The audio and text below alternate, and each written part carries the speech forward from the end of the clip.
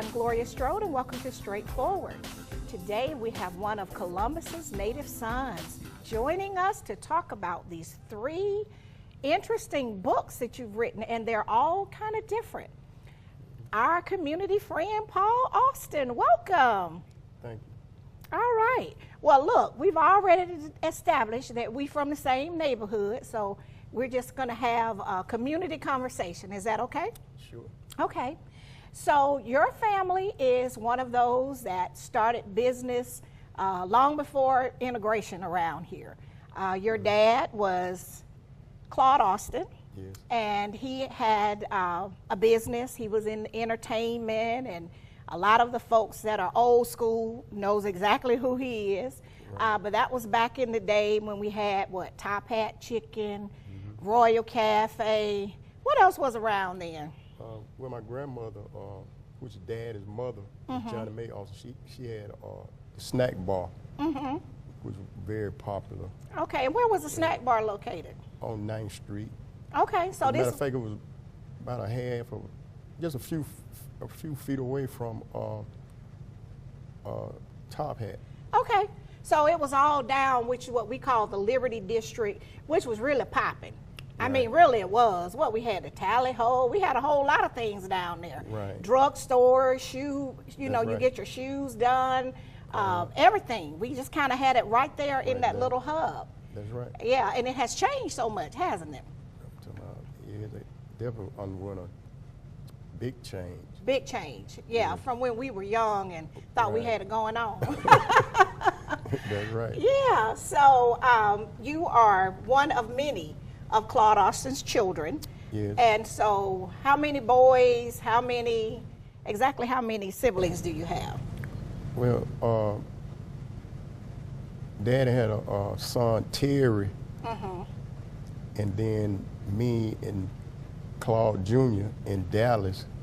Okay, is Dallas the youngest boy? Yes. Oh, okay, so Dallas, the music mogul, Dallas Austin is your younger brother. Yes. Okay, and then did you have sisters? Yes, Glenda and Sylvia. Okay, yeah, so 4 boys and 2 girls. Yes. Okay, and so you're part of the mature siblings, right? Yes. So Dallas is the baby. Yes. Okay, and so your dad had a business. He was in the nightclub business and started a band. You all had a band. You were a singer. Yes. Some of the other siblings learned how to play the instruments. Claude, it was amazing that Claude Jr. and Dallas, they eventually learned how to play those instruments. I used to try to play the bass guitar, but I couldn't get anywhere with it. So I kind of stuck to singing. Back in those days, I had a pretty decent voice. Say, back in those days, you had a pretty decent voice. Yes. And so you were the lead singer, and they were the backup people. And so you all played around town. Is that what you all did, or just at your dad's club, or how did that work? Well, no, I didn't, because I was basically like in and out. Right. But the other guys, they went on and pursued the music. Is that where Dallas got his music start? Was because your dad, with those instruments, started you all early? Absolutely. Those instruments are what got him and Claude Jr. Interested in going in that direction. Right. And so Dallas and Claude Jr. went into the movie direction. The music, I'm sorry. Yes. And so you have these 3 wonderful books, and we want to encourage people, if they haven't, they need to get one and read it. And if you start with The Raw Truth, that's the one that kind of lays the groundwork, and it tells who, what, when, where, how, and why. And then one of those, this one, the first book, you actually had a dedication to your dad, Claude, right? Okay, so with The Raw Truth, what were you trying to? Your brothers, your sisters went one direction and you went another. I was teasing you about how you can just take up with the wrong woman and things will go left. So, so you with your big afro, and we all had one of those back then, and Right. what we were wearing, bell bottoms and things like that. We thought we really had it going on, right? That's right. So you were pretty much a legend in your own mind. And then you hooked up with someone, and she had another side to her. Right. Right. And so share a little bit about her. Well, she was a former prostitute. I didn't know that, in the very beginning, but she told me about her situation. That she had been away from that lifestyle and was working in a regular job. And with some of the things that she filled me in on in regards to that, I was a flamboyant dresser, and because of me, I copied Daddy's dress style. Oh yeah, because he was a trendsetter. So I had met some women that thought I was a pimp, due to my dress style. So you were so sharp, they saw you and immediately assumed you were a pimp. Because back then, the pimps, that thing was popular. Right. We had Superfly and all of those people in the Mac.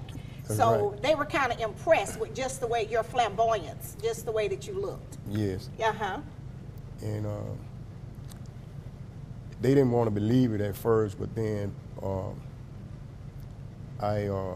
they wanted me. They had ran away from their pimp, and they thought that I could, get involved and basically protect them.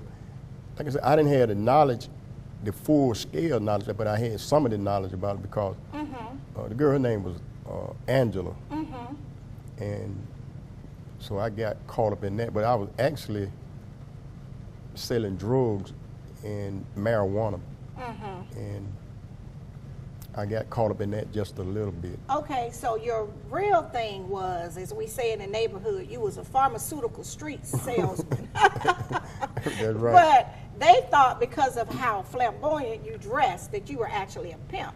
So they Right. were trying to pull you into that world to help them escape from the person they were with. Right, Wow, isn't that something?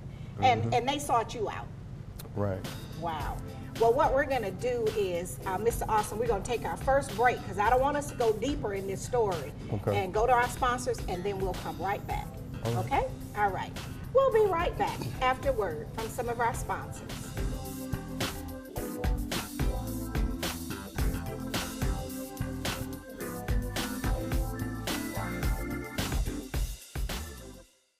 Straightforward is brought to you by Chalk by Quincy introduces Excellence Redefined, timepieces of the finest technology, luxury, and class with tons of style at chalklifestyle.com.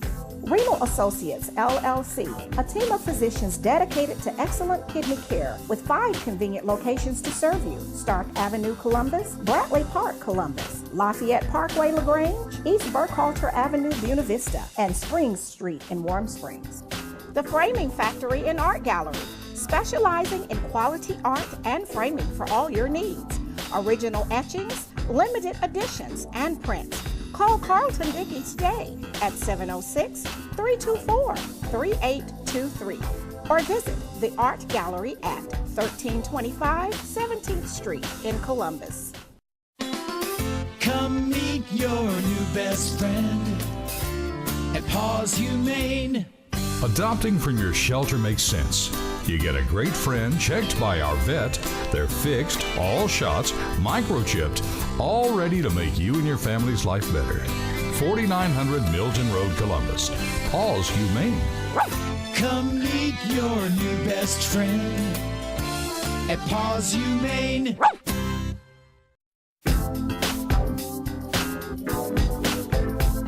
Welcome back to Straightforward. I am continuing my conversation with Mr. Paul Austin, and we have some great things that we have to share. You've had just a remarkable journey. You absolutely do not look like what you have been through. You went from getting tied up in the underworld that appeared to be so glamorous and all of that, and it actually landed you in prison. Yes. And you were there for 35 years. And you wrote this book. Right. injustice in Georgia. Okay, so let's talk a little bit about that. So you were in the fast life, looking good, dressing good, running to women, running drugs, doing all of that. And then it caught up. Right. Right. And so you were charged with, what were you charged with? I was convicted on 2 counts of sexual assault. Really? Yes. So it wasn't the trafficking drugs or any of that? No. Really? So you really escaped all of that, the pimp thing and the drugs, and then you caught a charge on something else? Okay. And so what was the first prison that you reported to? Well, they sent me to Georgia State Prison in Reedsville, Georgia, which at that time it was the most dangerous prison in Georgia and one of the most dangerous prisons in the United States. Is that the one where they execute people? Yes, in Reedsville? They were doing that at that time too. Yeah. Down there. And so what did you think when you got there? Because, you know, I used to teach in the Calhoun State Prison through a federal education grant. And I'm telling you, it's a feeling when you go in the fence and you hear the cling, cling, cling. I mean, the first time you hear it, it's different. Yeah. Well, it was obvious to me that they sent me there to get killed because they put me in a dormitory where they had just had a race ride, and it was very difficult to get sleep down there because of the way the killings and stabbing was going down. So it was a lot of violence inside of the prison, and people just kind of looked the other way? Well, the guards, they were down with it. Really? Matter of fact, one officer, he brought a gun into the prison and gave it to an inmate. Really? But just so happened, he didn't use it to kill none of the prisoners, he used it to escape. Really? And they brought them knives the same way so that they So could. a lot of the contraband, we know can happen. People bring it in, sometimes visitors, but you're saying actually the guards. Yes. And so the injustice in Georgia, you're talking about all of that in this book. Right. Wow. I tried to cover the whole spectrum because even the parole board, a lot of people is not aware, but Georgia parole board, they have more power than the president of the United States. And I say that because no one oversees them. The governor that appoints the 5 board members, he said that he don't have the authority to tell them what to do. So the president, some of his decisions can be vetoed. Exactly. But the parole board, there's no one to oversee them, so whatever they say, that's it. See, that's a good analogy, and I think we're educating our viewers, and I like to do that, Mr. Austin. You made a good point. The President of the United States, some of his stuff can be vetoed. Right. You know, they can just, no, he can veto things, but people can vote against it. The Congress and Senate can vote against it, right? Right, We want to make sure we get our civics right. Yeah. But you're saying once the governor appoint those 5 members of the parole board, they have all the power. Right. They can say you can go, or they can say you can stay, or you have to stay. And out of 35 years, I never met not one of the board members. I always got a piece of paper telling me that I was denied parole. Really? And it was just some real nonsensical response that they would. Right. Then when It was too cavalier about it. Right. And you're saying in 35 years you never ever saw one of the members of the parole board. And they were setting me off like 8 years. You know, I come up and they deny me and they say, well, we'll see you again in 8 years. 8 years. Wow. And so that is how you ended up with going to Amy Maxwell and the Georgia Innocence Project. And Amy is awesome. She did a great job with John Jerome White, who was from Meriwether County, who was wrongfully convicted. Right. And he served 20-something years in prison for a rape that he didn't commit. And the DNA sat in Meriwether County all that time, and then the law student from the University of Georgia went there and found it, and that's how he and Amy Maxwell was able to get John Jerome White free. Okay. So you were able to get the attention of Amy Maxwell at the Georgia Innocence Project. Right. And then they got on board with helping you get some results from the Georgia Parole Board. That's right. Wow. They got my, well, my case was dismissed, thrown out. But if it had not been for the Innocent Project getting involved, I would still be in there because I was never going to get any kind of relief from the parole board. As a matter of fact, 2 of my family members had paid this man that had some connection with people that worked at the board, not just not the members, but the Right. other people, and they did some investigation and found out that the prosecutor, Doug Pullen, wrote a letter to the parole board and told them to never let me out. Really? So they said that each time I came up for parole, when they opened my file and saw that letter sitting there on top, they just closed it back. They Really? wasn't going no further than that. And so you had family that had actually paid to try to do some investigating, and then that's how you all learned that there had been a letter placed there that was actually blocking, even after you had served more than the time you were supposed to. It was just intended to just keep you there forever, Right. which not, to just serve your time and let you go. Right. Especially there were guys that were getting out before me. I know one guy, he was charged with murder, rape, and armed robbery. He didn't do it 14 years. Really? And other guys that had some gruesome and horrendous crime was getting out long before which Well, I didn't knew even be I should have considered. been gone. Right. And they just kept sending me a letter of denial. And you never you never went Never before the met. board to see any of them? No. Wow. Now that is really, so that definitely is an injustice in Georgia. And prison is not intended, it's intended to rehabilitate people, give them what they need, and then send them back to the community to become productive citizens. And I can say that because I used to teach Right. interpersonal relations and professional development at the Calhoun State Prison through a federal education grant. And that's what it was for. The guys that was on the short list, getting ready to get out, go back to the community. And we talked Right. through all of those things, at how to look for a job and how to get resources. But what we're Okay. gonna do, Mr. Austin, we're gonna take our final break, go to our sponsors, and we'll be right back.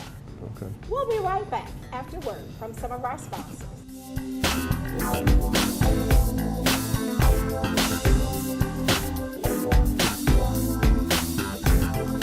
Straightforward is brought to you by Warrior Outreach. Contact Command Sergeant Major Retired Sam Rhodes or Kathy Rhodes. The Hugel Foundation, enriching the community through Christian music support, community outreach, and the Georgia Through Photography Project. For more information, call B at 706-568-6431. Progressive Funeral Home, family owned and operated since 1952. The George Ford legacy of high standards continues today in the compassionate and professional services provided. A touch of dignity for those who care. Progressive Funeral Home, 4235 St. Mary's Road, trusted by generations. Best Care, transforming minds and bodies, leading the way in the latest techniques of medical weight loss and wellness. Certified in family medicine and bariatrics, Dr. Blunt is ready to assist in the transformation of your mind and body. Call today, 706-221-6477, or visit bestcarecolumbus.com. East Alabama Endocrinology, educating and caring for those living with diabetes in Alabama and Georgia. 1400 Bradley Lake Boulevard, 3320 Skyway Drive, Suite 602, Opelika. Take charge of diabetes and live your best life. Kia Chambers School Board at Large, the Gold Star Program. Paving the path to success through academic achievement, student empowerment, leadership development, and citizenship. Encouraging all students to reach for the stars. And welcome back to Straightforward. I'm continuing my conversation with my community friend, Mr. Paul Austin, and of course, your family members. I know them. You're beautiful niece, Ashley Austin. I had the privilege of going to her graduation from high school. Dallas hosted a party. I went there with my very dear friend, Sarah Porter, who has passed away, which I know you know Sarah, Miss Starr, and all of them from Royal Cafe. But your family were business people, a part of this community for a very long time. Right. Let's go back to injustices in Georgia.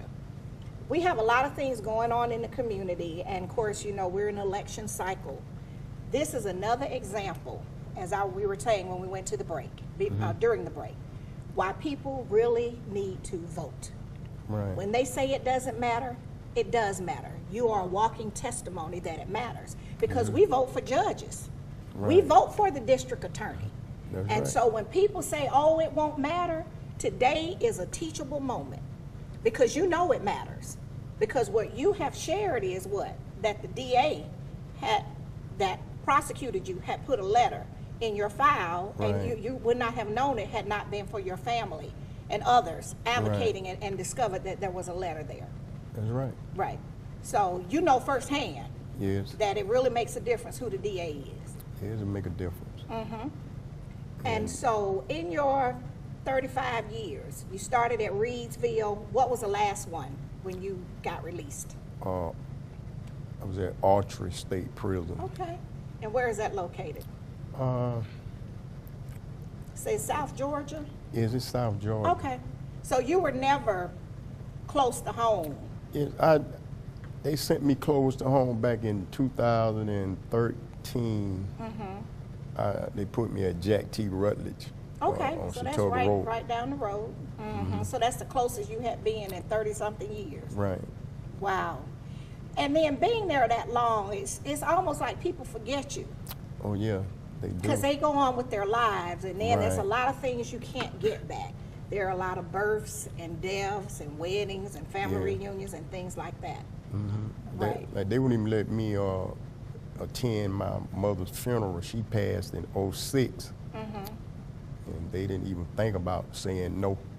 Really? You know, So that is why you went from the raw truth, injustice in Georgia, and to the message to the black male teen in America. yes. What Because you want to let them know right. that prison is not easy. That's right. Okay. And what prompted me to write that book too, I analyzed how young those black males started coming into the prison, and they was getting younger and younger. So due to the fact that they don't allow conjugal visits, to me that's a sophisticated form of genocide. Right. So you throw them in there, throw the kill away, and they just there perishing. So I wanted to get those young brothers that committing these gruesome and horrendous crimes without justified reason. I want to let them know that prison is not a place that anyone would want to be, even a wild dog, because they treat you like you ain't nothing, and they can beat you up when they want. They got what they call a CERT team. These officers go around, they take from us, they beat us up, and sometimes kill, Really? and they get away with it. So it's not a glamorous place. No. So all that stuff they see on TV and in the movies, that is on TV and in Yeah. the movies. Right. And so your cry to the young African American male, and of course you know been home for a while, and you've seen that we had all of those murders. Right. You know, it doesn't make any sense. We got some on trial now that's teens. Right. And it is no joke when they go into prison. That's right. It's not like in school suspension. No. It's a whole different world. And so when you do those horrible crimes, you're going to be there for a while. Yeah. And there's nobody there to protect you, is what you're saying. And most of the time, now the way they got it set up, they're going to be there forever, because when I went into the system, a life sentence, you had to serve 7 years before you became eligible for parole. Now they got it where you have to serve 30 years before you become eligible for parole. And if you get 2 life sentences, you got to do 60 years. Really? And they just going to look at, they going to have it appear that they looked at it, and then they're going to send you an 8-year set-off.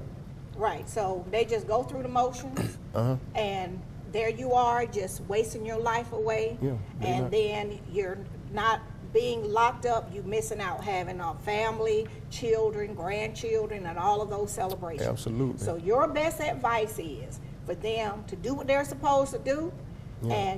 and understand that it's not glamorous and it ain't cool. And I mean Yeah. ain't, and I don't mean not. It ain't cool to end up in the criminal justice system. Right. It's not a place you want to be. And we live in an information age, so it don't make sense for them to be functioning illiterate. And I realize too that a lot of them young brothers can't read. Right. So I got that book. I have it on CD as well. So they can listen. Right. Okay. And Well, I want to point this out too. The book is not just for the young black male. I'm not a racist. Right. I had to write about the situation that revolves around black people. But anybody can read that book. Your experience, but it's for anybody. Yeah, right. anybody can but read this is your perspective. Right. And you was trying to send a message to the young brothers. Right. Because you've walked the walk. And so you were trying to just help them along the way. That's right. So I want to, before we run out of time, I want people to go out. It's Paul Austin, Austin, The Raw Truth. We want them to start with that book, The Raw Truth, which is this one. Then we want them to Injustice in Georgia. Georgia. This is going to help them to understand what goes on in the System. in the Yes. Department of Corrections in Georgia, from your perspective, after Right. being there 35 years, what Right. can happen. And this one, you're just giving them some tips Right. of what they should not do in terms of just giving up their life to the system. Right. Are you available to speak to groups? Yes. And people can reach you how? You're on Facebook? Yes, I'm on Facebook. My website, where they can reach me through my email address, or I can give my phone. And my email address is arthurpaustin@gmail.com.